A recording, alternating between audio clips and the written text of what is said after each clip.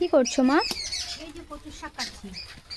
কচুর শাক রান্না করবা? হ্যাঁ, কচুর শাক রান্না করবো আজকে মাছের মাথা দিয়ে। মাছের মাথা দিয়ে কচুর শাক? হ্যাঁ, আর ছোলা দিয়ে। ছোলা দিয়ে মাছের মাথা দিয়ে কচুর শাক, হ্যাঁ, দারুণ হবে।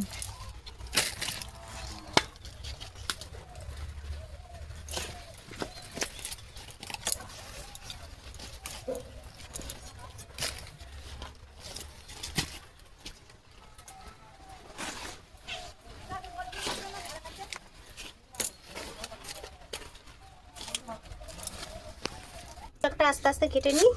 আমি রান্না করব মাছের মাথা দিয়ে আর ছোলা দিয়ে। তুই বসে বসে দেখ, তারপরে খাবি।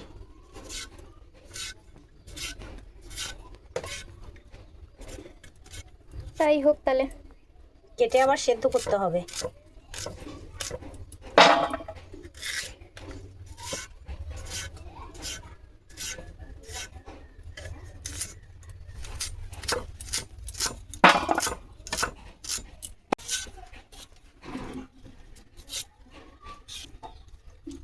কচু শাকটা কাটা হয়ে গেল। এবারে আর একটা জিনিস রান্না করব। কি রান্না করবা? রুই ভাপা করব। রুই ভাপা? হ্যাঁ, পোস্ত দিয়ে রুই ভাপা। কি কি নিয়েছো? পোস্ত বাটবা? হ্যাঁ, পোস্ত আর লঙ্কাটা বেটে নিই আগে। তারপরে নুন, হলুদ, পোস্ত বাটা সব কিছু দিয়ে মাখিয়ে ভাপে সেদ্ধ করব। বেশ, করো। পোস্তটা বেটে নিই।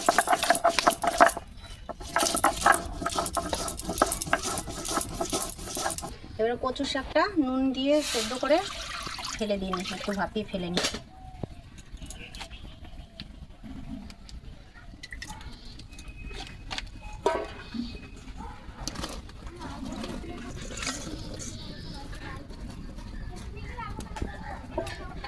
ঢাকা দিয়ে দিই। তাহলে পোস্ত বাটা হয়ে গেছে।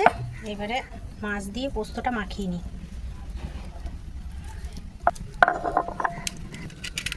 মাছ মেরে রেখেছো? হ্যাঁ, তুই রেখেছি। এবার পোস্ত দেবো, নুন হলুদ দেবো, তেল দেবো, সব দিয়ে মাখিয়ে টিফিনে। নুন দিই, হলুদ দিই আর সর্ষের তেল। এবার ভালো করে মাখিয়ে নিই।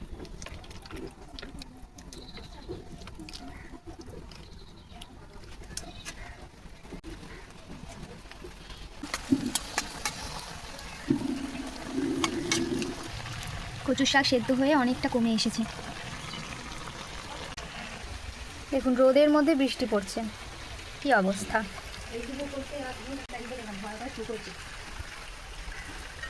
এবার কচু শাকটা ছেঁকে নামিয়ে নিই, সেদ্ধ হয়ে গেছে। মাছের মাথাটা ভাজবে, তাই আমি একটু তেল দিয়ে দিই।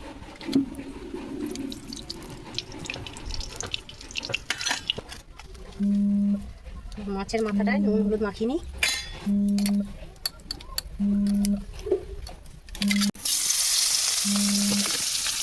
মাছ ভাজাগুলোকে তুলে নেব।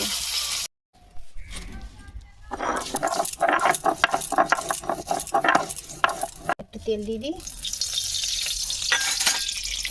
এবার জিরে, তেজপাতা, শুকনো লঙ্কা আর একটু আদা বাটা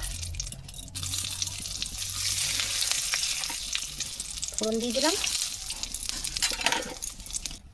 ফোড়নের মধ্যে আদা বাটাটা দিয়ে দিলাম।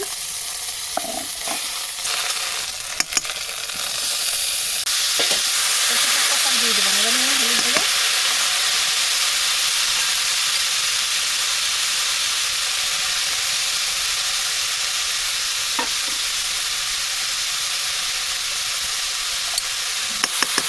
এগুলো সব দিয়ে দিলাম।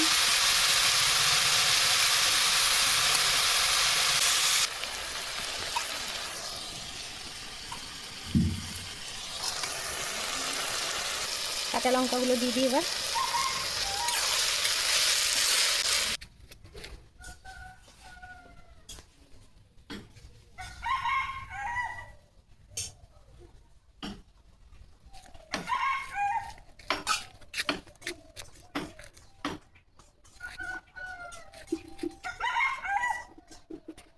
এবার মাছের মাথাগুলো দিয়ে দিই।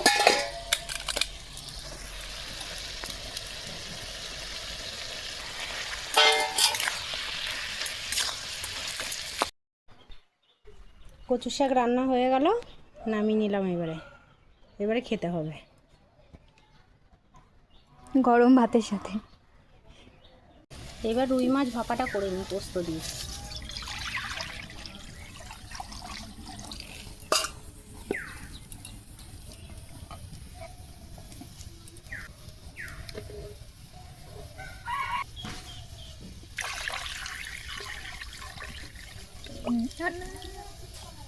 ঢাকা দিয়ে দিই এবারে তারপরে নামিয়ে নেব।